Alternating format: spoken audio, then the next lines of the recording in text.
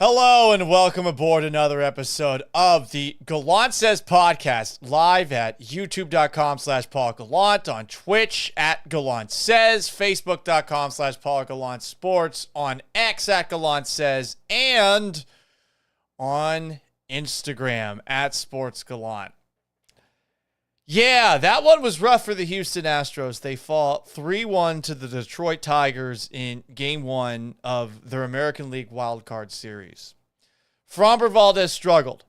The bats struggled. And yet, I am as confident as ever. But before we get to all of that, hit it!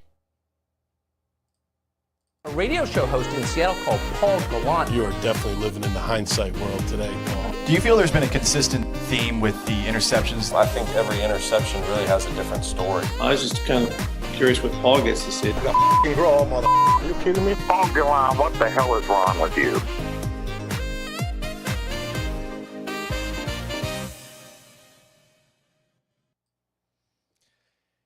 You gotta have confidence.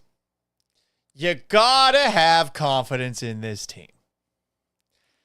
It was a frustrating outing for sure.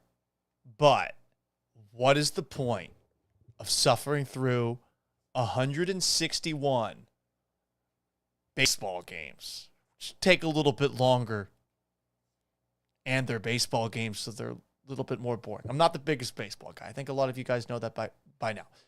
What's the point, though, of watching all these games, going to all these games, and having been a part of this incredible run by the Astros if you are not going to still have irrational confidence in the face of possible doom? Right? So keep that confidence. But this was a very frustrating one. Very, very frustrating one. So, for those who don't know, I host a radio show from noon to 3 on ESPN Houston with Joe George. You can catch it also on the FM airwaves, 97.5, 92.5. The show normally ends at 3, but since we are actually carrying the national broadcast of the wild card round, we got to leave early and actually go to the game. So I get there at about, let's say, 1:52. I'm pulling off of 59 downtown. I'm driving through East Downtown towards the parking lot. I hate parking lot C at Minute Maid Park. I fucking hate it. I hate this parking lot because it always gets overbooked. And one of the last times that I got there later than I would have liked, because I do have a radio show, my car ended up getting hit and ran by somebody in the parking lot. There were no spots, so I just parked in a spot that the person who was running the parking lot said was okay. But as I was looking for a parking spot, I was listening to our broadcast of the game on ESPN 97.5 and 92.5, ESPN Radio. And Framber Valdez was falling apart against the Texas Rangers early on. And as I was parking today, it happened again. And it's the same thing where when Framber has a bad inning, it really gets out of control. And this one, it was just a lot of balls. I went back and counted. He threw 12 pitches in the first inning. 5 of them were balls. He threw 31 pitches in the second, where he allowed all 3 of the Detroit Tigers runs. 13 balls. And he gave up runs against the bottom of the Tigers order. And look, as Astros fans, we are allowed to be cocky and arrogant, even down 0-1, facing elimination. I don't know who any of those fuckers are. I don't. And I'm not going to try to remember their names. But the bottom of the Detroit Tigers order, we're talking about hitters 5 through 9, they had 6 hits today. 6 of the Tigers, 10 hits. And this is a team that doesn't have a very good offense. A team that, by the way, were sellers at the trade deadline before they went on their hot streak starting on August 10th, where they go 31-13 down the stretch. And they're the ones that are putting together enough of a rally to put you in a hole that you were unable to get out of. Framber never really looked like Framber. I suppose he was due for a rough outing, just given how dominant he's been for the last couple of months, ever since he and Yainer Diaz got whatever was not working between them in spring training fixed. But Ronel Blanco comes in. It certainly wasn't super smooth, but he gets the job done. The rest of the Astros pitchers did their job. Once again, we are talking about a lineup that features Jose Altuve, Kyle Tucker, Yordan Alvarez, Alex Bregman, Yainer Diaz, and 1 run. Just 7 hits. Ugh.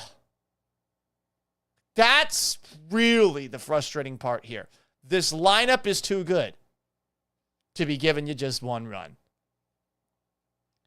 And I think a lot of the Astros' struggles at the plate had to do with the fact that they were just too impatient. I understand that the Astros are going to be aggressive. I know that that's what Jose Altuve wants to do. He's going to swing at the first pitch. But when you're going up against somebody like Tarik Skubal, who is the best pitcher in the American League, he's got the lead in wins, he's got the lead in ERA, he's got the lead in strikeouts. He's going to win the Cy Young this year. You gotta make it hard for him. And the Astros never did that.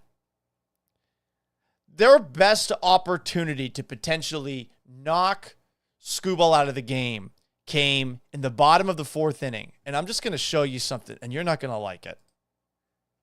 In the bottom of the 4th inning, first up, you got Jeremy Pena at the plate. And if you missed it, Jeremy Pena swung at that pitch. See it right at the bottom? For a strikeout. You have a runner on first and second. Jeremy Pena. Can you please swing at something in the zone? Can you please make Tarik Skubal work? But okay, there's 2 outs. You still got a runner on first and second. Everyone's had a really patient approach at the plate. Go back to that 4th inning and take a look at the log.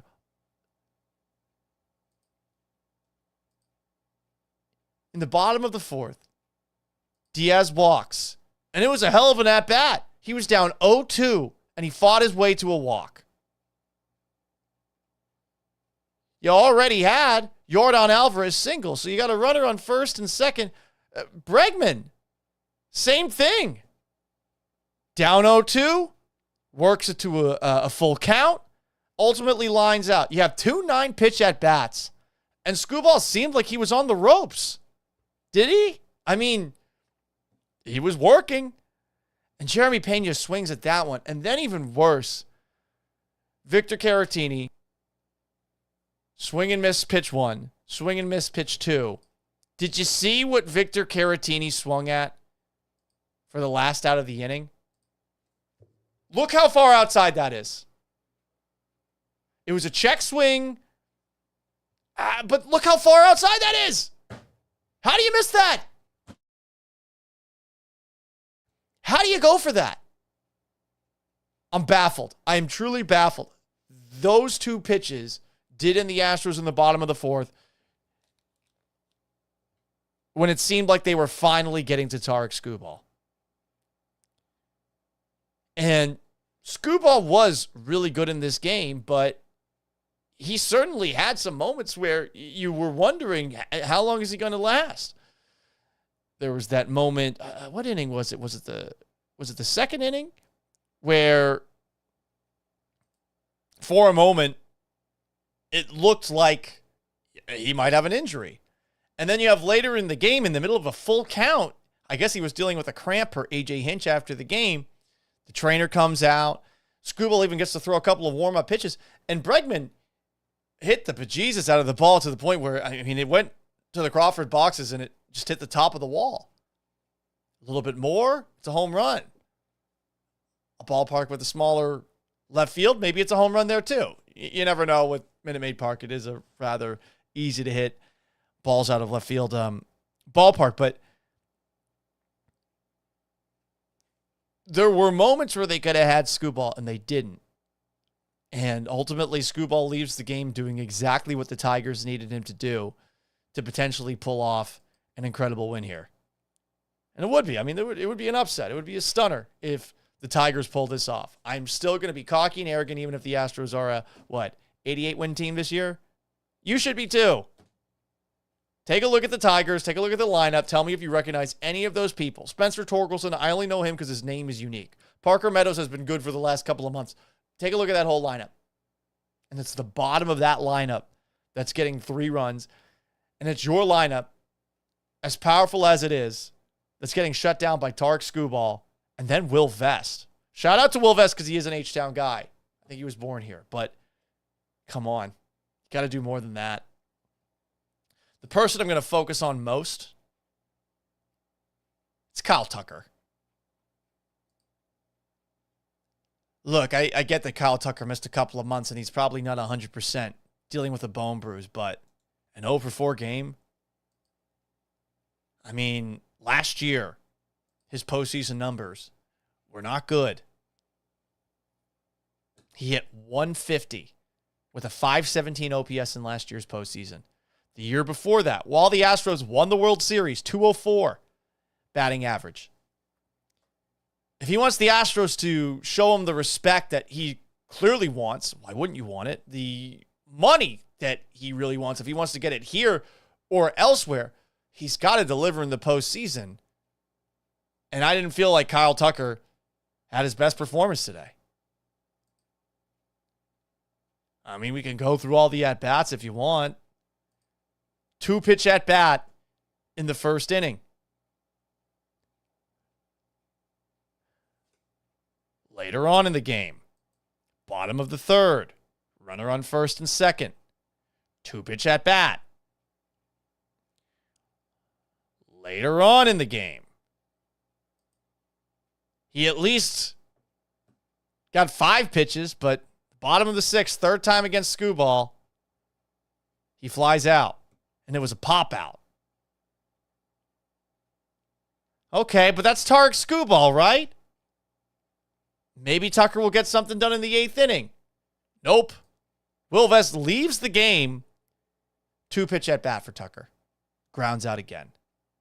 Tucker's got to be better here. Because you have expectations for Tucker. Jeremy Pena, who had a rough outing himself, 0 for 3 with 3 strikeouts. You don't really have much faith in the bottom of the Astros order. You don't.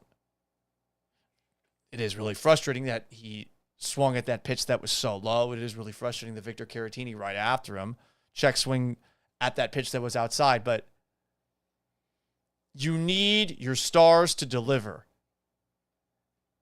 Altuve got a hit. Jordan, who is banged up, had 2 hits. He hit 1 off the wall. Alex Bregman had 2 hits. He hit 1 off the wall. Yainer Diaz had a clutch hit late. Where's Kyle Tucker? The bottom of the 9th inning is why I still feel confident in the Astros going forward, because it starts off with Jordan Alvarez doubling. And then Bregman gets to first on an infield single. They pinch ran for Jordan, which was an interesting move. I know they want to score runs. They put Josh Hader in the top of the 9th. I know some people are going to get mad at Joe Espada for that. I'm not. I get it. It's a 3-game series. It's new to us. A little bit more urgency there. Hey, I'm going to put my best pitcher in there. Tomorrow's going to be a weird game for Detroit where they're going to be throwing a bazillion pitchers at you. AJ Hinch said before the game it's going to be like chaos. But the bottom of the 9th, it was a good inning for the Astros. Yainer Diaz singles home DeZenzo, who would pinch ran for Jordan Alvarez. Jeremy Pena put down a really good bunt to get guys at second and third. You had 1 out. Victor Caratini, he lines it out. He got good contact on the ball. Chas McCormick has a gritty walk. He hasn't done that bad in a while. He was down 1-2, ends up getting a walk.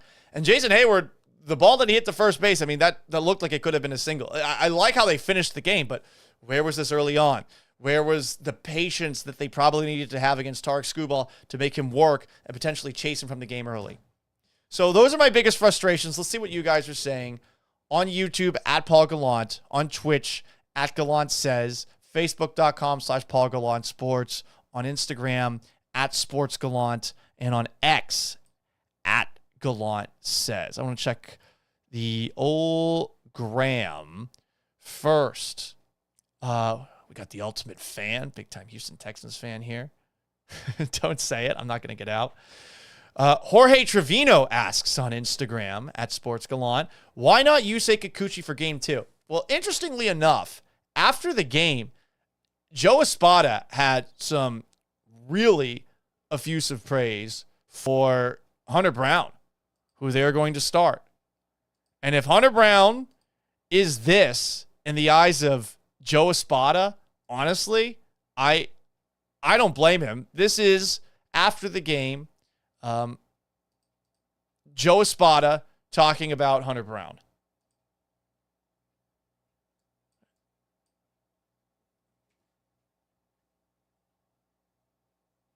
Oh, great. We got this going on again, don't we? There's always an issue, isn't there? Let's see. We got this on. Why doesn't this play? One more time. Let's try this again.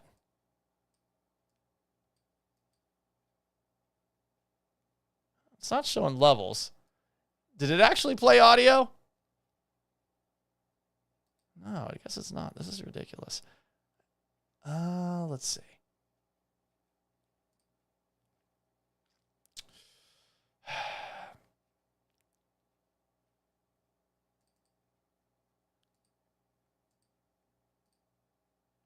How about now? Hunter was starting game go. 2 from a long time ago. I just never told you guys that. So he's one of the best starters in the game. He's been one of the best pitchers in the second half. So that was a no-brainer for me. No-brainer to start Hunter Brown. That was surprising to hear after the game.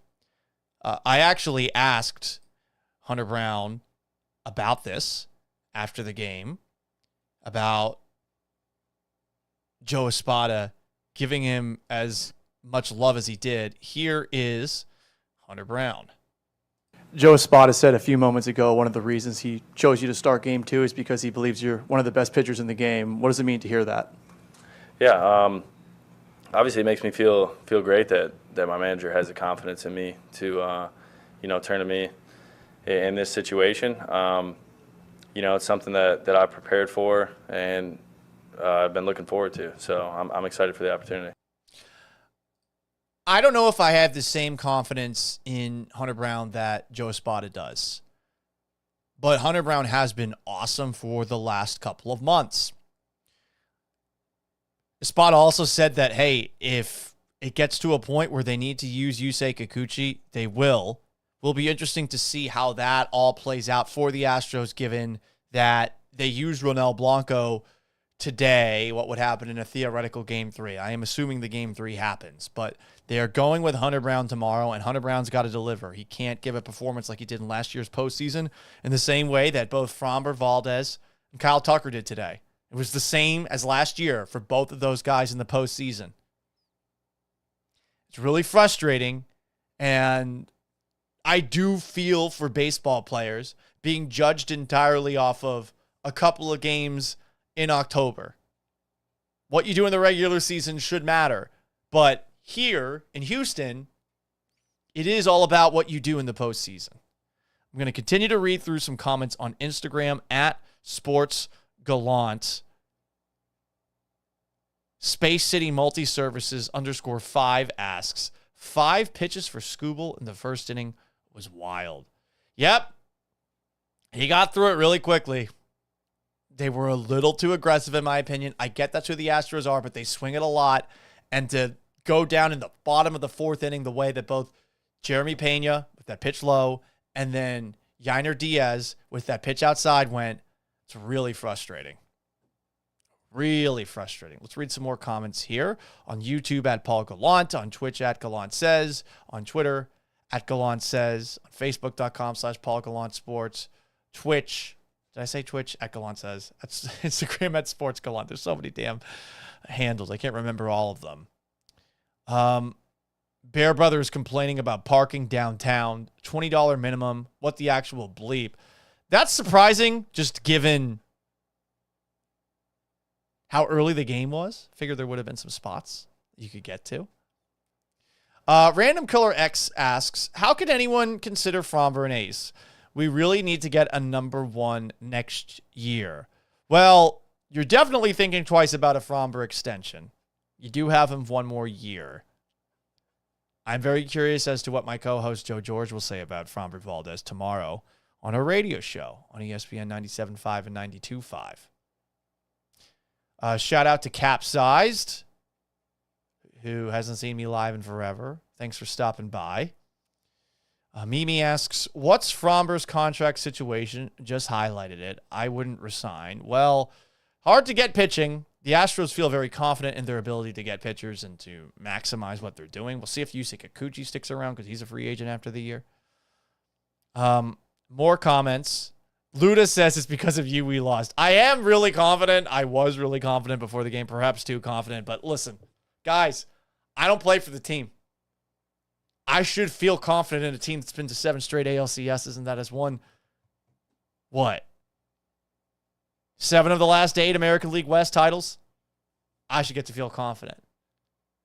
You cannot jinx the Astros because you're overlooking the Detroit fucking Tigers, who had a 0.2% chance of making the playoffs earlier this year and who have been a 500 team against every team except for the Chicago White Sox, who suck. I'm still overlooking the Tigers. I will overlook them till the very end. Arrogance until it's all over. But anything can happen in baseball. More comments here. John Connors asks, do you like crutches? Asking about Kyle Tucker on the crutches. He was on crutches, I think, for a while. More comments. Luda says they were too tense at the plate. Too tense? I think they were too aggressive. I really do. Luda also asks, will Skubal pitch in Game 3? I mean, if I'm the Tigers, I would definitely think about it if it gets to that point. Mimi asks, how much is Kyle worth for a regular season game? Postseason stats are weak. He does not have good postseason numbers, and now we're going on a 3rd season in a row. I'm curious as to what he will get paid. I do think he will get paid a lot. Probably we're talking at least north of $200 million because he can do everything. You saw that throw that he had from right field to third base. I know it didn't get the guy out, but it was a fucking laser of a throw. Luda says, I didn't like the bunt from Pena in the 9th. I wasn't a fan of it either, but he was 0 for 3 with 3 strikeouts. I was hoping that Jeremy Pena would hit a walk-off home run so that I could get my camera out on my phone and say, Jeremy Pena hit a walk-off home run today. I wanted to do that so badly, but it didn't work. B. Hannon says, it looked like A.J. Hinch has Joe Espada's number. It was nice to see A.J. Hinch, not going to lie. I got a little nostalgic. I actually asked A.J. Hinch this question after the game. You can watch along here on YouTube at Paul Gallant or on Twitch at Gallant Says. You mentioned a little bit ago the loudest crowd in baseball. I'm sure the people here love to hear that. Did you get any flashbacks to your time here once things livened up in the 9th inning? Not during the 9th inning. I mean, I can reflect back after the game, but I'm pretty locked in when I manage. So no real room for sentimental emotions. We're trying to get to the 27th out. You know, I'm in a completely different dugout. I'm wearing this uniform.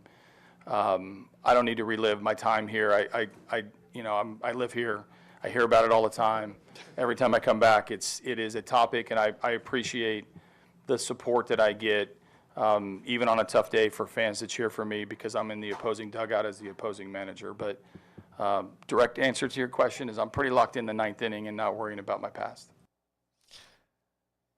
He still likes it here. That's the vibe I got. He still likes it here. And I bet he's not 100% opposed to potentially ever coming back, say the Astros wanted to bring him back.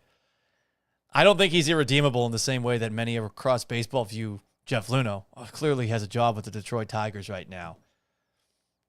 But, I mean, he's been doing a hell of a job with Detroit down the stretch. And at the very least, if you're going to lose to anybody, it wouldn't hurt to lose to A.J. Hinch as opposed to someone like Texas like you did last year, you know?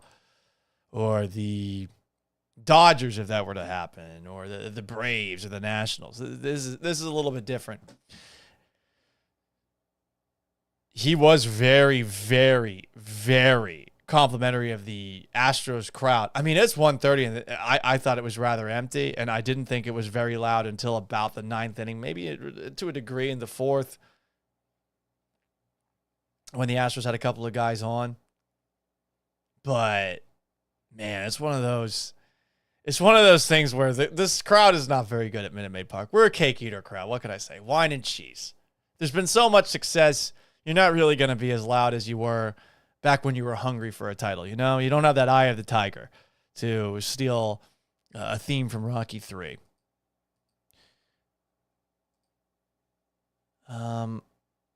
I was surprised too, B. Hannon, that he still lives in Houston.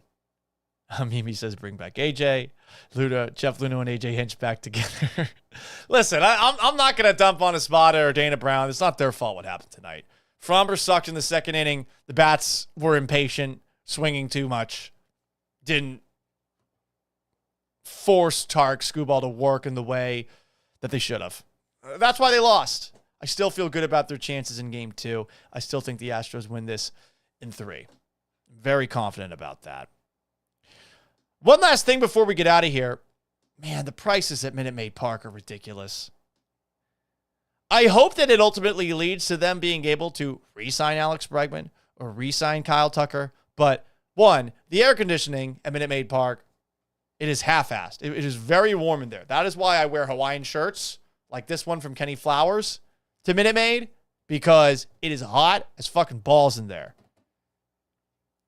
Second, I get it's the playoffs, but my favorite thing to get in an Astros game, especially when I want to jumpstart an Astros rally, is a margarita from El Tiempo. That's the number one thing that I want to get. Guess how much they cost now? Almost $29. $29 for a frozen margarita. It's good. It'll get you places. I'm still feeling the effects of it right now. That's the El Tiempo way. $29? I joked online, #thanks Biden with all this inflation going on. But, Jim, you better be able to sign some of these guys back if that's what you're charging. Did you see the other drink? Electric Haterade. Lemonade, blue Curacao, tequila, Sprite, a Tahim Rim, cherry and lime garnish.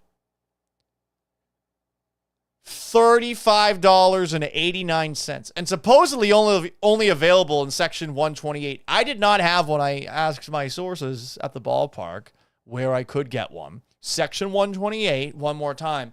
But my source said people don't like it.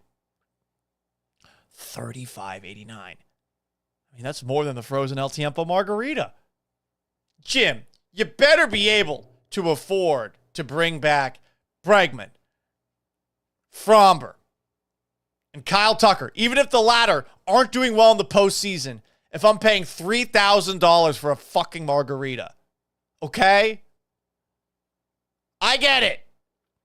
It's expensive to run a baseball team that's got one of the top payrolls in baseball, but the air conditioning blows, and those drink prices are ridiculous. Okay? End rant. Thank you for listening, Jim. I know that you and the Skull and Bones Letterman Jacket Society are paying close attention to everything that I have to say. And on that note, anything else? Anything else? Anything else? No, that's pretty much it. Cooper, Texas says what we're all thinking. I don't like day games in the playoffs, although I think our record in day games is good. I don't know what it is off the top of my head. Again, I'm just a simple football guy. Baseball confuses me. It scares me.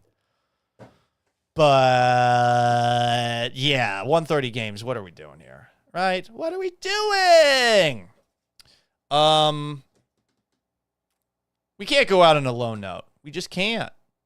We can't do that. So, to bring us home, I'm going to do something that I know you all want. Because this song is just like the pre-workout that I've got in this bottle before I go to the gym to wrap up the night. Hit it. Why did they argue the umpire's call? Why did the fielders crash into walls? Why do you think the pitch is so smoke?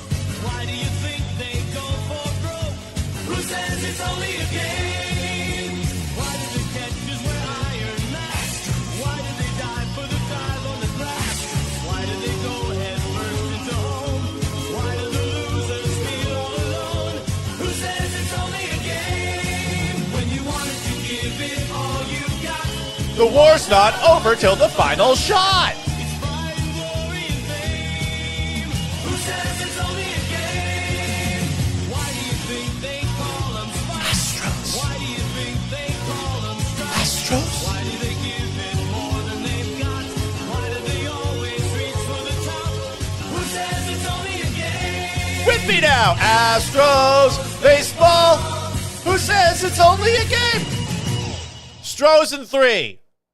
I hope you guys have a wonderful rest of your Tuesday night. So long. Farewell. If you haven't already, please like this video and subscribe, whether it's on YouTube at Paul Gallant or on Facebook.com/Paul Gallant Sports or on Twitch at Gallant Says or on X at Gallant Says. I am merely Paul Gallant. So long. Farewell. Go Stros. We'll be back at it tomorrow after game